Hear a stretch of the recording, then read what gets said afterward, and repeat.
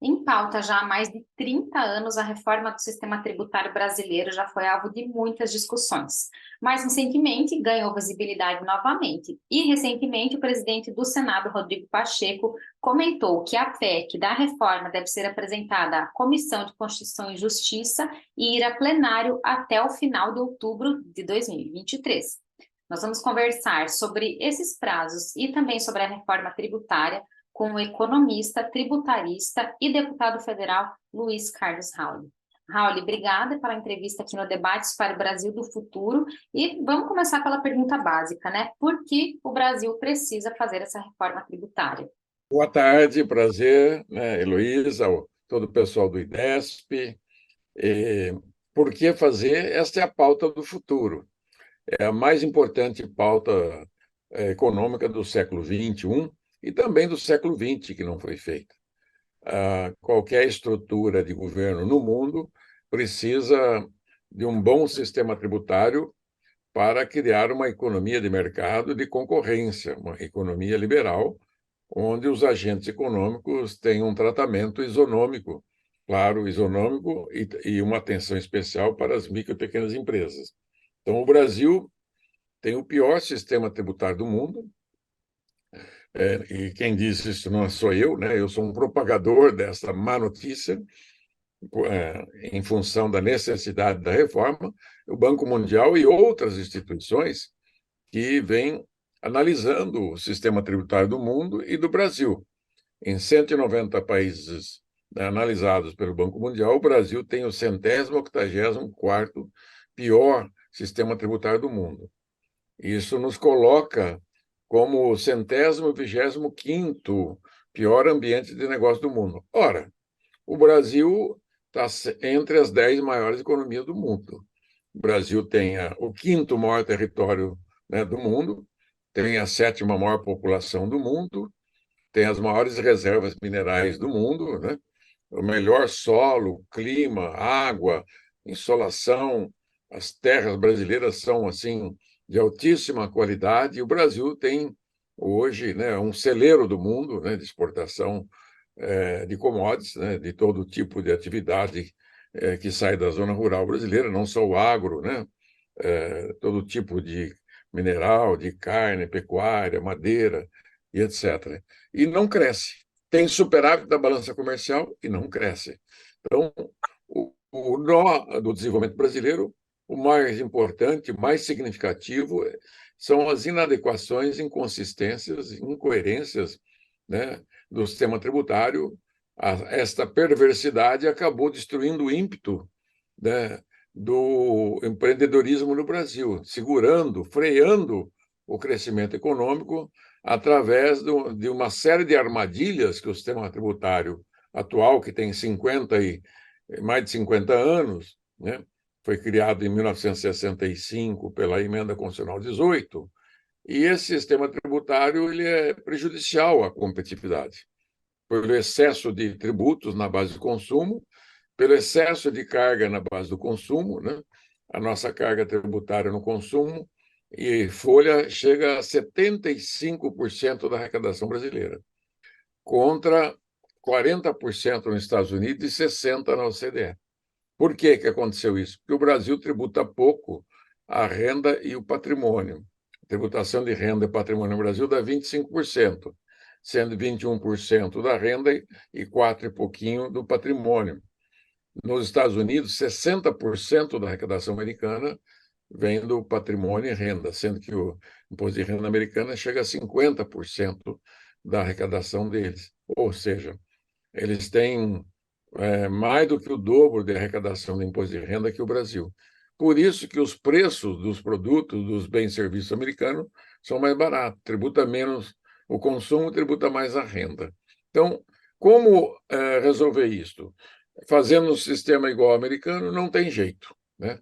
Porque não tem como aumentar 150% o imposto de renda do Brasil, nem dobrar os impostos patrimoniais. Então, nós temos que consertar internamente, consertando a base do consumo, fazendo a reforma do consumo, introduzir no Brasil o imposto de valor agregado no lugar do ISS, do ICMS, do IPI e do PIS/COFINS, inicialmente, que são 5 dos piores tributos que tem no mundo, né? Esses 5 tributos representam 40% da arrecadação brasileira. Ainda tem, né, outros tributos que completam os 75%. Mas esses 5 tributos são os que mais apresentam problemas. Então, o outro ponto negativo do sistema tributário é que nós temos uma inadimplência anualmente. As empresas declaram e deixam de pagar impostos na ordem de 3% do PIB, 300 bilhões. O custo burocrático de pagar imposto no Brasil, a burocracia declaratória, vai de 100 a 200 bilhões. A sonegação, 800 bilhões, porque o Brasil tem um PIB na informalidade de 2,5 trilhões. E o Brasil tem renúncias fiscais destes impostos, né, tanto da renda e do consumo, na ordem de 650 bilhões por ano. Então, isto somado, né, o custo burocrático, a inadimplência e a renúncia fiscal, deixando de lado a sonegação, interfere mortalmente na concorrência brasileira, porque interfere na formação de preço relativo da economia brasileira. Aquelas empresas que têm os benefícios fiscais saem na frente daquelas que não têm. Aquelas empresas que declaram que vão pagar os impostos e não pagam, têm um caixa, né? Eles fazem um caixa com dinheiro público, né? Esperando um refis para não pagar nem juros nem multas. A burocracia também é outro peso. Por outro lado, você tem um contencioso tributário e administrativo que é o maior do mundo. O Brasil tem mais de 90% do contencioso tributário e administrativo judicial do mundo, com 7 trilhões e meio de reais de contencioso tributário. Não tem como dar certo, né? Então, ou você conserta o sistema tributário, né, e faz o que nós estamos fazendo na PEC 45, que é igual da PEC 110, que foi idealizada por mim, só que a PEC 45 saiu na frente agora, este ano, foi aprovada na Câmara, está no Senado, e lá foi pensada a 110, é a PEC, as duas são iguais, ela propõe o IVA, e com a aprovação do IVA que está na PEC 110, o Brasil poderá ter, né, uma solução imediata para todos esses problemas que eu listei aqui: inadimplência, custo burocrático, guerra fiscal, né, renúncias fiscais, e combater a sonegação e diminuir a burocracia declaratória. E isso pode ser feito, né, ainda esse ano. O Brasil não terá futuro, né, então, para dizer, o debate para o futuro, se não fizer reforma este ano, porque adiaríamos o futuro do Brasil. Tem que aprovar este ano, para o ano que vem fazer os testes do modelo de cobrança e já em 2025 entrar em vigor a parte federal e tentar acelerar a implantação da parte dos estados e municípios. Inicialmente é isso. O senhor acredita que esses prazos eles são viáveis né, o senhor acredita que esse ano ainda deve ser aprovado? Como é que está o ambiente político para essa aprovação? Então, como você disse, o presidente do Senado marcou data para outubro, né? Votar no CCJ e no plenário. Eu acredito que tem, sim, porque esse é o tema mais discutido no Brasil nos últimos 30 anos. Eu tenho 28 anos e meio, 28 anos de mandato, né? 32 anos que eu estou em torno do Parlamento brasileiro e 50 anos de vida pública. Só eu, nesses últimos 4 anos, já fiz mais de 500 palestras, mais de 2.000 entrevistas, né? Só eu, fora o API, fora os outros todos que estão defendendo a reforma tributária. O próprio relator da Câmara, o Aguinaldo Ribeiro, o anterior do Senado, o senador Roberto Rocha, né? Agora o senador Eduardo Braga está lá se esforçando para ouvir todos os setores da economia em audiências públicas, né? E eu tenho participado de todas as audiências públicas do Senado, embora eu seja deputado federal, novamente, né, desde 3, 4 meses atrás para cá. Então, eu estou dando suporte, né, técnico, né, dizendo que a reforma que está no Senado ela é muito boa e ela é a solução, ela é a chave para o Brasil entrar na OCDE, ela é a chave para o Brasil voltar a crescer a taxas de tigre asiático. Você sabe que o Brasil já cresceu, teve 50 anos de crescimento de 6,3% ao ano. 50 anos. Cada 15, 16 anos dobrava o PIB. Hoje, nós estamos crescendo há 40 anos a 2% ao ano, então nós levamos 50 anos para dobrar o PIB. Antes nós dobrávamos o PIB a cada 15 anos, agora leva 50. Então, nos últimos 10 anos, o crescimento foi zero, na soma dos anos bons e dos anos ruins. Então, para que o Brasil realmente seja um país, né, que tenha um futuro promissor, é preciso consertar o motor central da economia, que é o sistema tributário, que é ele que faz a relação do Estado com a sociedade, através com as empresas e o consumidor. Então, porque, sabe, quem paga toda essa conta do sistema tributário é o consumidor, são as famílias, né? São as famílias brasileiras que são as consumidoras, e a economia de mercado existe em função dela, e é dela, né? Então, a sociedade consumidora, o povo brasileiro, tanto é o consumidor quanto parte dela é dona e também trabalha no setor produtivo, rural, industrial, comercial, de serviço, para o bem dela mesmo. Tanto que o excedente exporta e o que não tem nós importamos. Então, quem paga a conta de um sistema tributário? O povo. Através do quê? Daquilo que ele compra das empresas de bens e serviços.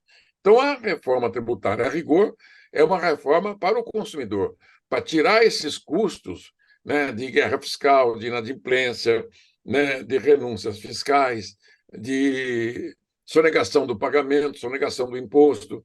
Agora que você limpar todas estas mazelas, você vai ter um sistema tributário com uma carga tributária menor, justa, né, alinhada para que todos tenham, né, um tratamento isonômico, todas as empresas, né, do Brasil, e que não sobrecarregue as empresas e nem os consumidores.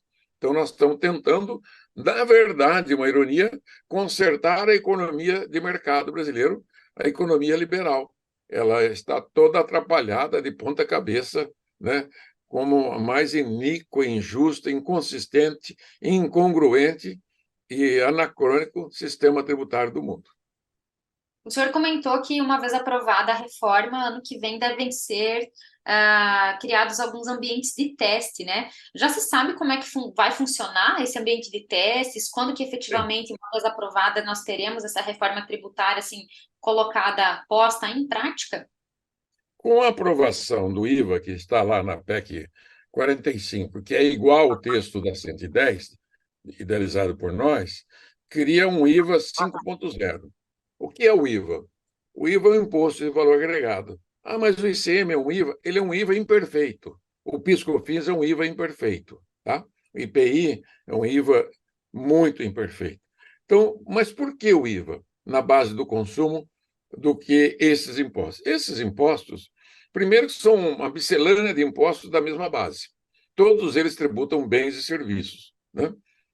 Ou seja, o ISS tributa só serviço, o ICMS, a maior parte é tributação de bens, o IPI tributa bens, o PIS/COFINS tanto tributa bens quanto serviço, e é uma paçoca com milhares de leis, né?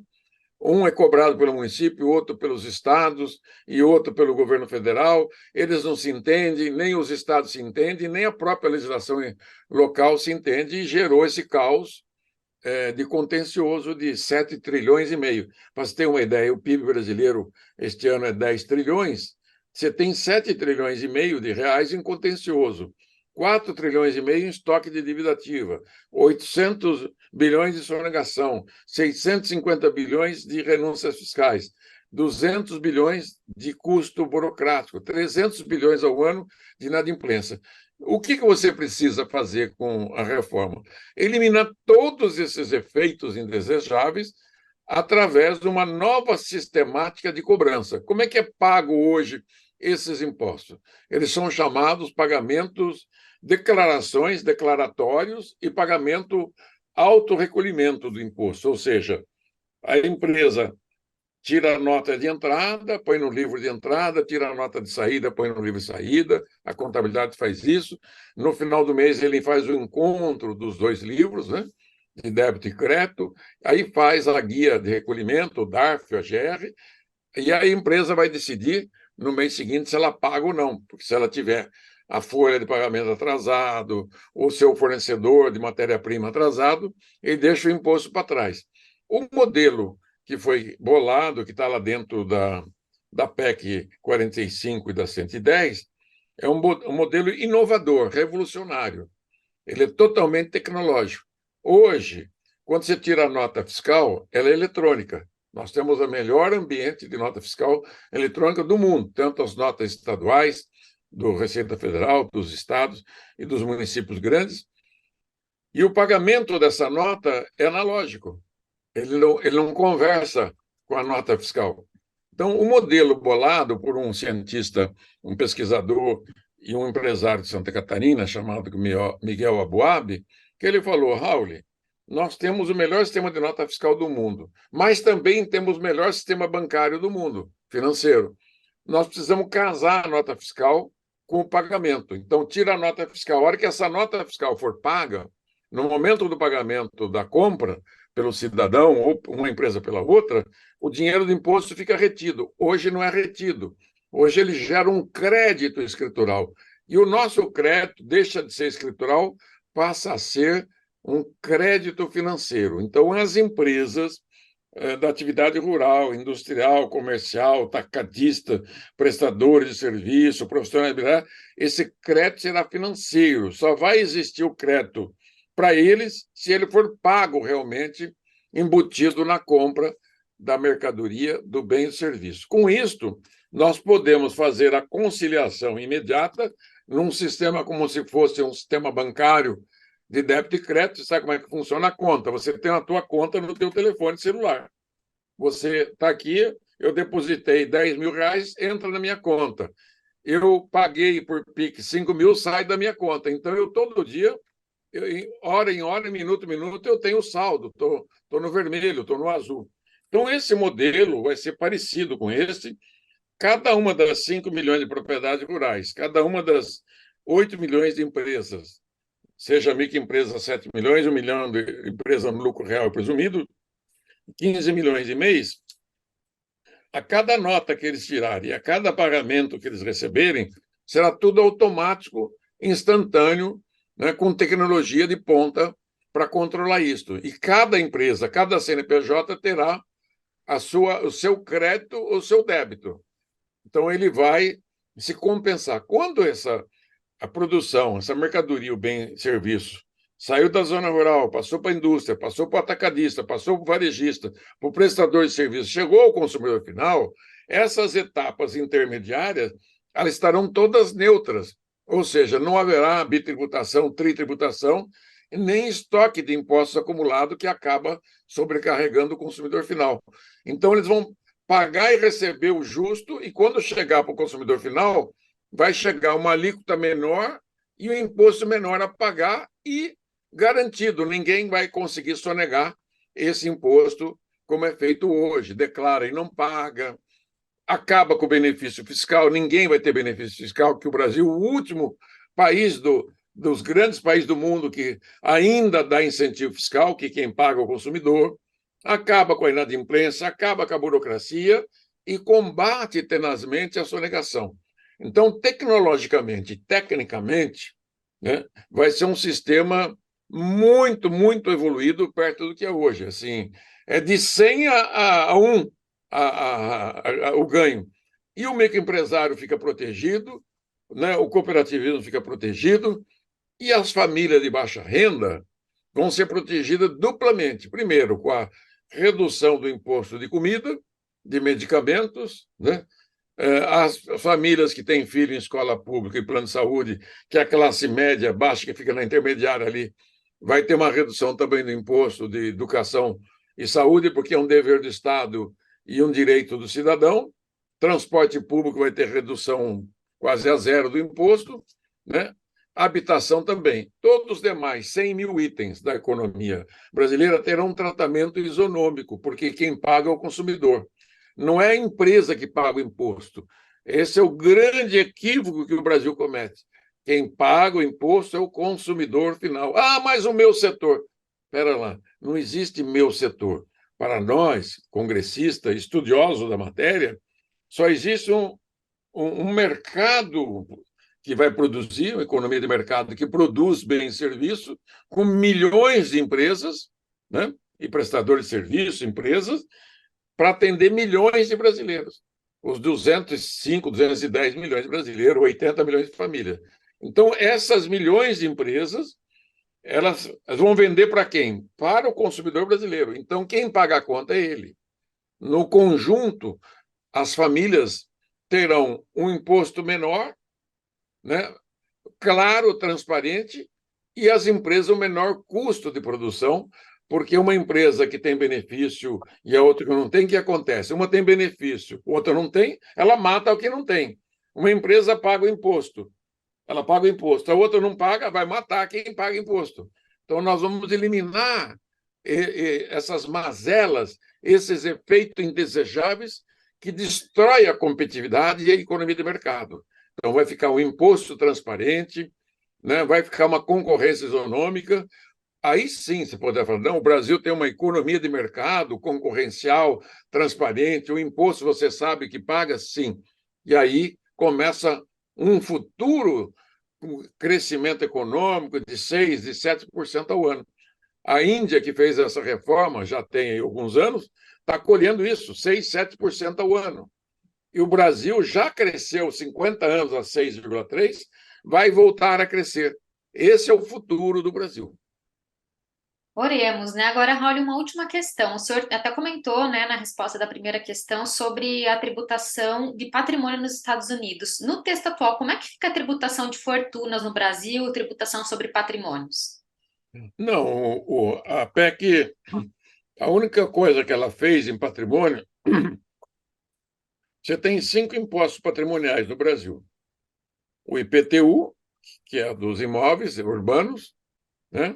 Propriedade urbana, o ITR, que é o patrimônio propriedade rural, o IPVA, que é o veículos automotores, essa vai ser acrescentado o avião executivo e os iates, né, e barcos executivos, não os de serviço, né? Aí você tem, depois do IPVA, você tem o imposto de transmissão causa-mortes, de doação-herança, e o inter-vivos. Esse imposto de herança, de doação, ele é até 8%. Quem cobra são os estados, é uma receita estadual. Só que ela pode ter uma alíquota só, de 0 a 8. Se ele cobrar 8, 8 de todo mundo, de pobre e rico. Então, o que a PEC autorizou? Que pode o governador, através de lei estadual, fazer assim: pobre paga 1% e rico paga 10%, e graduar de 1 a 8, né? Entendeu? Mas não pode ser acima de 8. Tá? Essa é a única mudança que tem no patrimonial, essas duas. E o grande fortuna já existe no Brasil desde a Constituinte, e nunca ninguém conseguiu regulamentar. Nem o governo o Lula 1 e 2, nem a Dilma 1 e 2, e nem ninguém, nem agora, ninguém consegue, porque já tem o imposto patrimonial, e a criação do novo tributo vai ter uma briga concorrente com o imposto patrimonial dos municípios, que é o imposto de transmissão intervivo, né? E o ITCMD. Já existe, né, esse imposto. Perfeito. Raul, muito obrigada pelas informações, pela entrevista. Vamos, né, aguardar aí até o final do ano os próximos passos, aguardar que o Brasil tenha um crescimento de 6, 7% ao ano, como o senhor comentou, e vamos ver, né, se agora vai a reforma tributária. Mais uma vez, muito obrigada pela participação aqui no Debates para o Brasil do Futuro. Esperamos um Brasil do futuro com 6% de crescimento ao ano.